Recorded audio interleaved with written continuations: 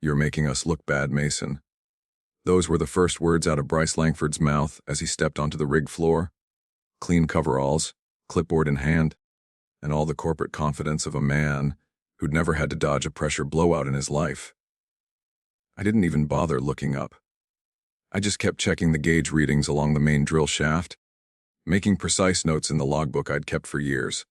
One misstep here, and it wasn't just paperwork. It was coffins. My name is Mason Ryland, 48 years old, and I've spent the last 22 of them keeping oil rigs safe in the Gulf of Mexico. I wasn't the loudest guy out here, but I had one job. Make sure every man on this platform made it home alive. Bryce was the new rig supervisor, fresh from the Houston office with a few buzzwords and a shiny resume. He'd been on Ravenrest Platform 9 less than a month, and already he was sweating over production charts. Not safety. Not people. "These valves are reading abnormal pressure," I said calmly, eyes still on the equipment. "We need a full diagnostic before the night crew takes over." His response: "That'll set us back 4 hours." I just nodded. 4 hours was a small price to pay compared to the alternative. I'd seen what happened when people cut corners out here, and I wasn't about to let it happen again. Bryce narrowed his eyes, clearly annoyed I wasn't jumping to meet some abstract production quota. Corporate's breathing down my neck. "Mason," he said, lowering his voice as the drilling machinery thundered around us. "They're not paying me to babysit pressure gauges. We need oil in the tanks, not pages in your logbook." I finally turned to face him. His face, though still fresh, was starting to show the early signs of the offshore life. The salt air, the heat, the stress. But his eyes still gleamed with that mainland shine. That look of a man who thought this rig was a spreadsheet, not a steel island with 16 men depending on every bolt, every pipe, every decision. "The primary couplings are showing where they shouldn't after only 4 weeks," I said. "That means one of two things. Either the new parts they sent aren't up to spec, or someone's been pushing the system too hard when I'm off shift." Or, Bryce snapped, "You're just being paranoid." He paused, then pulled out a tablet. "I've been reviewing your reports, Ryland. You file more safety notices than the other 3 rigs combined. Makes me wonder, are there really that many problems here? Or are you just padding your workload to stay relevant?" I felt something tighten in my chest. Not anger exactly. Just that quiet alarm you develop after 2 decades in this business. The kind of instinct that had saved lives before. I didn't rise to his bait. "You'll have my full report by end of shift," I said, returning to my inspection. As he walked off muttering something about hold timers, I thought back to how I got here. 26 years old, fresh off 5 years in the Navy. I started as a roostabout, hauling pipe and eating grit. Back then, the Gulf was still the Wild West. Safety came second to speed. I saw it firsthand. 1 year in, a blowout on a nearby rig killed 3 men, including one who'd shown me a photo of his newborn daughter the night before. That changed me. I dove into every manual I could get my hands on. Took night courses in engineering. Worked my way up, 1 bolt, 1 policy, 1 saved life at a time. I earned a reputation Mason Ryland doesn't sign off unless it's safe, period. Sure, some crews didn't like me at first. Thought I was slowing them down, but over time, they understood. I wasn't protecting the equipment. I was protecting them. That's why I never took a cushy office job on shore, even when my ex-wife begged me to. "You could have weekends off," she said. "Sleep in your own bed." But she never got it. You can't inspect a drill bit from a leather chair in Houston. And if you're not out here with the crew, you miss the signs. The subtle creaks. The heat in the pipe. The change in a man's voice when something's wrong. 8 years ago, she left. Said it was the 14th-day rotations. Truth is, I think she knew my heart was married to this job before it ever belonged to her. And that day, standing on that platform, I could feel it again. That same low thrum in my gut, not fear. Not nerves. Just that 6th sense. Something was wrong. And this time it wouldn't stay hidden for long. About 2 months before Bryce showed up with his clipboard full of buzzwords, I started noticing strange discrepancies. Parts arriving in sealed boxes, but the inspection tags were either blank or marked by someone I'd never seen. Maintenance logs started coming through with digital signatures, but the fields for part numbers and serials were left empty. And then, there were the supply orders I submitted. I'd list 1 set of manufacturer-approved components, but what arrived were cheaper knockoffs. I took it straight to my old supervisor, Hank Sorensen. He'd been on rigs since the 80s, a man who'd lost 2 fingers to a faulty valve, and never once let that slow him down. We were cut from the same cloth, old school thorough, and more worried about funerals than production schedules. Budget cuts, Hank said with a tired shake of his head when I brought him the latest logged discrepancies. Corporate wants every rig tightened up since that price crash last quarter. They're slicing everywhere they can. He glanced around to make sure no one was listening. They're bringing in new leadership, young folks. Folks willing to streamline. That's the phrase they used. I frowned. You can't streamline safety systems, Hank. No, he said, tapping the table. But they'll try anyway. 2 weeks later, Hank was gone. Early retirement, the email said. But I saw the look in his eyes during the goodbye lunch in the mess hall. He pulled me aside as he was heading for the chopper. Watch your back, Mason, he told me quietly. They're not looking for inspectors anymore. They want people who'll sign off and shut up. I nodded. Understood. He gripped my shoulder and leaned in. Document everything. Every part, every shortcut, every replacement. Build your case like your life depends on it.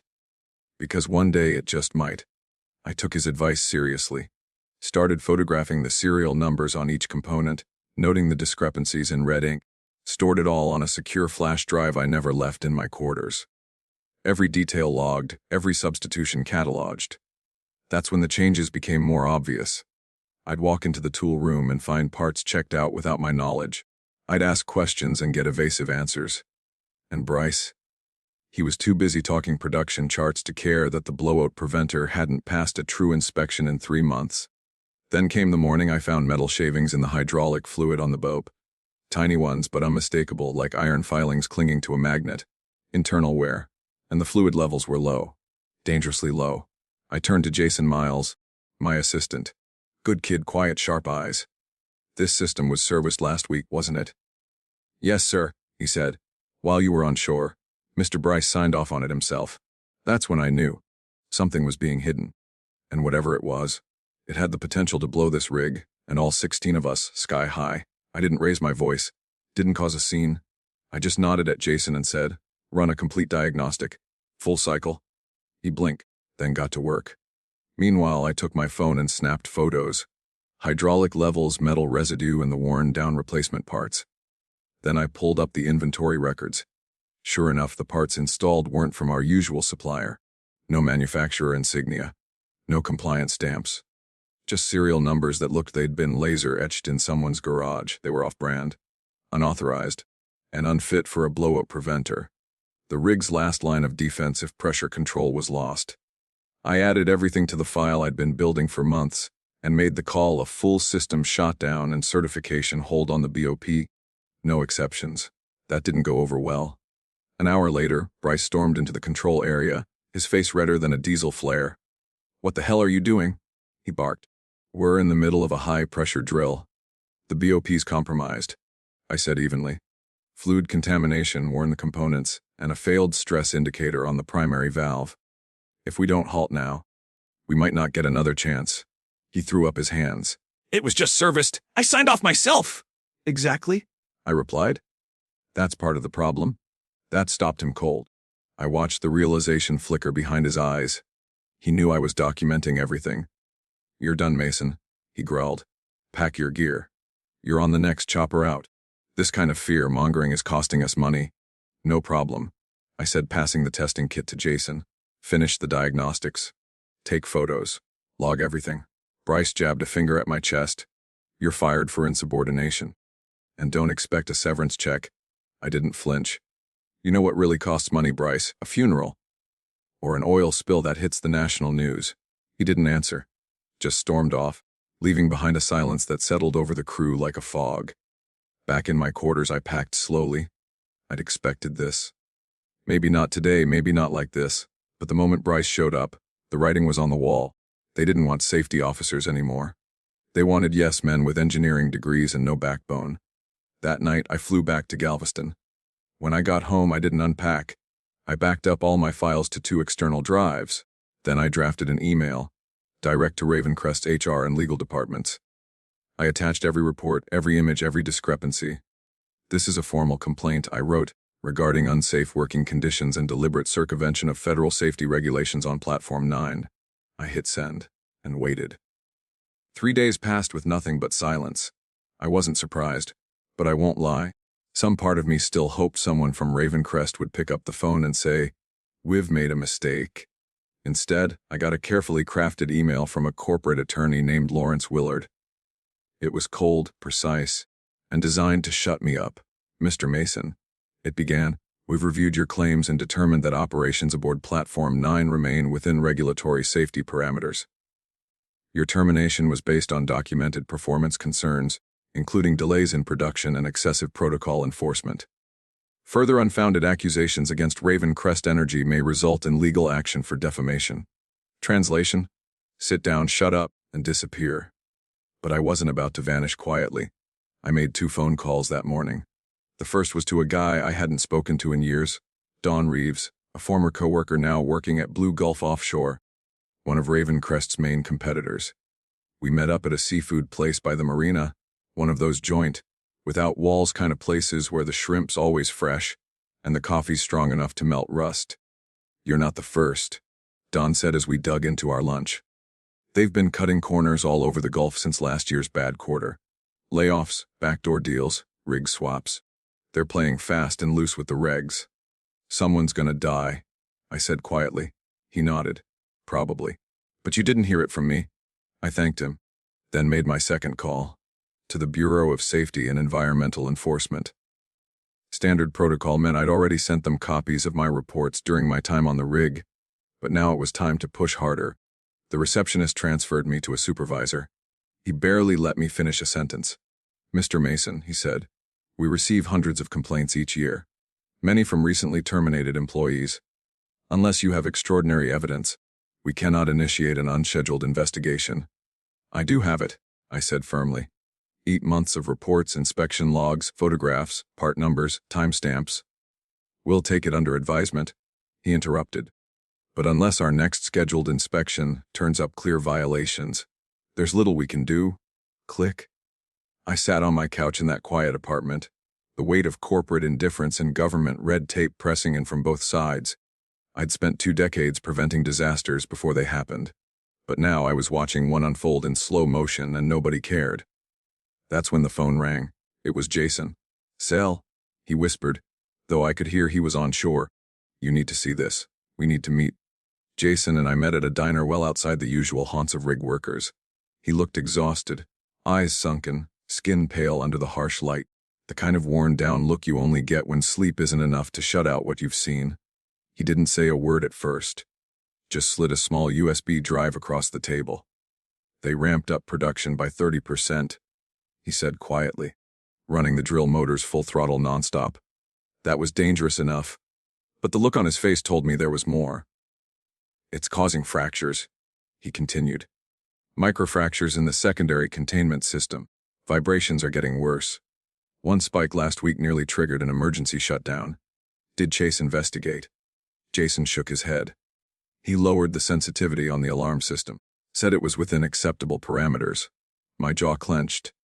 "That was criminal negligence, plain and simple. There's more," he added, leaning forward, his voice dropping. I was in his office, dropping off some reports. His computer was open. I saw an email from someone in corporate. They're giving him direct instructions, what maintenance to skip, what inspections to a fast track. I stared at him. "You sure?" He nodded. "This isn't just Chase, Cal. It's coming from the top." That night, I plugged the USB into my laptop and opened the folder Jason had labeled Insurance. What I saw made my stomach drop. Forged inspection reports, falsified pressure logs, inventory receipts showing unauthorized aftermarket parts, and then the worst of it, a video Jason had secretly recorded. In it, Chase stood in front of the night crew, pointing to a schematic and instructing them to bypass a safety valve during a high-pressure operation. That single act caught on video was a direct violation of federal safety law and a disaster waiting to happen. Now I had more than logs. I had irrefutable proof. The next morning I didn't call. I drove straight to the regional BSE office in New Orleans. This time I wasn't speaking to some overworked clerk. I'd arranged a meeting with Diana Foster, one of their senior enforcement officers. She didn't rush. She watched the video twice. Flipped through my reports, photos, maintenance logs. Made notes. Lots of them. "This is extremely concerning, Mr. Mason," she said finally, her tone sharp but controlled. "Especially considering Ravencrest's recent history." I raised an eyebrow. "History?" She turned her monitor to show me a compliance database. Page after page of minor violations tied to Ravencrest, spread across different rigs, never enough in one place to spark a full-blown investigation. "They've been careful," she said, "but this might be enough." I nodded slowly. "They fired me for doing my job. For trying to keep people alive." She closed the file. "Then let's do yours again, Mr. Mason, this time with full authority. Over the next 3 weeks, I practically lived inside the Bureau's regional office. Diana Foster and her team dove into the evidence with relentless focus, but they leaned heavily on me for the technical details. What each log entry meant, how a slight variance in pressure could indicate a systemic fault, why a bypass safety valve wasn't just reckless, it was catastrophic. Meanwhile, Jason stayed in quiet contact from the rig. Things were getting worse by the day. 2 more near misses, he told me in a call one night. Pressure spikes. One crew member slipped on hydraulic fluid that shouldn't have been there.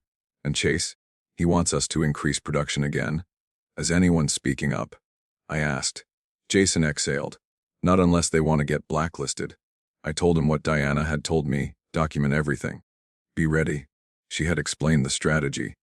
The Bureau couldn't come crashing in with handcuffs and headlines.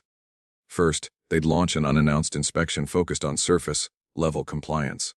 That gave them legal justification to expand into a full-scale audit, only if serious issues were uncovered. Once we're in, Diana said, we need to make sure it sticks. These companies have deep pockets and the best lawyers. We overstep, they win. Patience was never my strong suit, not when I knew men's lives were at risk. But I understood, we needed to build an airtight case, the kind even Ravencrest couldn't weasel out of. Then, one Thursday morning, Diana called with a quiet urgency in her voice. The inspection is set for Tuesday, but there's a complication. What is it? Ravencrest knows something's coming. Their legal team reached out to our director this morning, probing questions, vague threats. They'll be expecting us. I didn't hesitate. Then they'll try to hide everything. She agreed, which is why I'm sending in Anthony Ng, mechanical engineer, certified regulatory inspector. He'll catch what they try to bury. The day before the inspection, I couldn't sleep. I paced the floor of my apartment like a man waiting for a storm to break. Just past midnight, my phone buzzed. Jason's message was simple. Chase has them scrubbing everything, not fixing, just hiding. I forwarded it to Diana. She replied immediately. Expected. We're ready. On Tuesday morning, the team flew out to Platform 6. I wasn't allowed to join them, not even to observe. Instead, I waited in Diana's office in New Orleans, flipping through documentation and gripping a mug of cold coffee I never drank. Hours passed with no update. At 40:37 p.m. a message flashed on my phone, unknown number, but I knew the tone. BOP failed. Inspector extending review. Chase losing it. I showed Diana. She nodded with a grim smile. That's Anthony's zone. If he's digging deeper, it's serious. At 6:12 p.m. the call came. They found enough for a level 3 review, she said. Multiple major violations. Your original concerns about the blowout preventer confirmed. That system would have failed in an emergency. I exhaled slowly, my hands shaking just slightly. And Chase? I asked. Belligerent. Tried to interfere with the inspection. That alone triggered additional scrutiny. I looked out the window, the sun dipping below the skyline. It's happening, I said. Diana nodded. Yes. And it's just the beginning. The next 4 weeks were an avalanche of revelations. Once the Bureau launched full regulatory intervention, every bolt valve and line of code on Platform 6 came under scrutiny.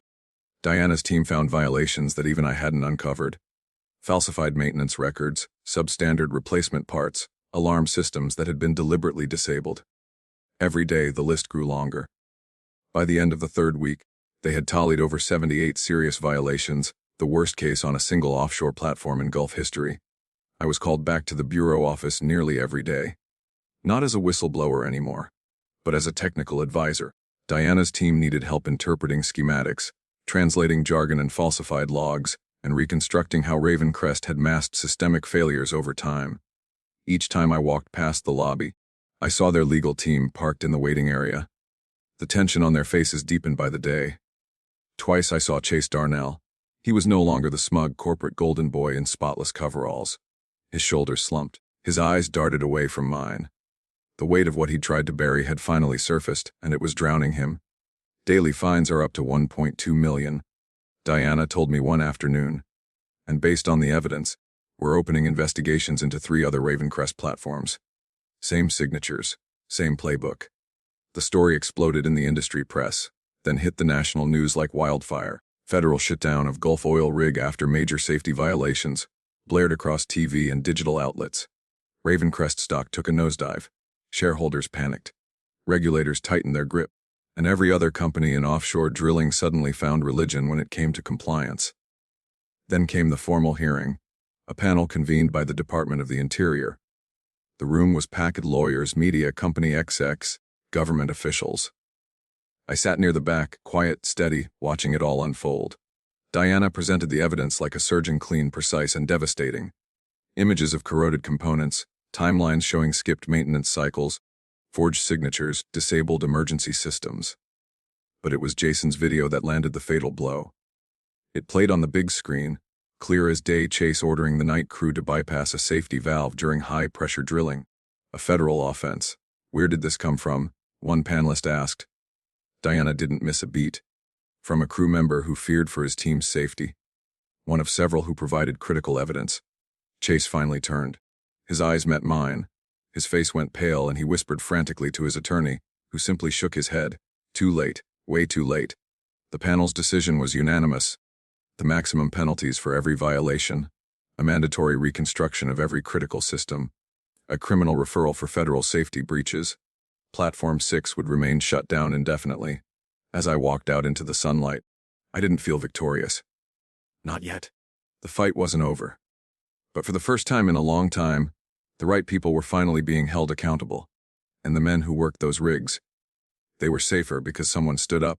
3 months after the hearing, I stood once more on an offshore platform. Only this time, it wasn't Ravenrest's crumbling wreck. It was blue water horizon, gleaming with fresh paint and humming with purpose. The Gulf air still carried that sharp bite of salt and oil, but the weight on my chest was gone. A helicopter approached in the morning haze, its rotors slicing through the humid air as it descended onto the helipad. Out stepped 6 new hires, young men and women in crisp vests, wide-eyed, a little nervous. Trainees for our new safety and compliance program, my program. After the Ravenrest disaster made national headlines, my phone lit up for weeks. Industry veterans, lawyers, even government liaisons wanted me on their side. But it was Alex Reeves, now Director of Operations at Blue Water Offshore, who made me pause. "We don't want you just checking boxes," he said over lunch. "We want to build something new, something real, a division that doesn't just follow regulations but sets the standard. And you'll lead it." I accepted. On one condition: I pick my team. Jason Parker was my first call. He didn't hesitate. Then came 4 more crew members from Platform 6. Quiet allies who had helped me gather evidence even while working under Chase's boot. Together, we were going to rewrite what safety looked like in this industry. Inside the orientation room, the trainees settled into their seats. No flashy presentation, no corporate buzzwords. Just me standing in front of them with a steel spine and 22 years of scars. "My name is Cal Bennett," I began, my voice firm. "I've worked rigs from Louisiana to the Texas shelf. And let me tell you something that isn't in the manuals out here. Mistakes don't get second chances." Some of them nodded slowly, as if the weight of the job was just beginning to hit. I saw a few whisper. Yeah, they'd heard the stories. About Ravenrest. About the safety inspector who blew the whistle and brought down an empire of shortcuts. "Safety isn't red tape," I said. "It's not an obstacle to profit. It's the shield between your crew and a casket. The day you treat it like paperwork is the day someone doesn't go home." The room was quiet. Not out of fear, but out of respect.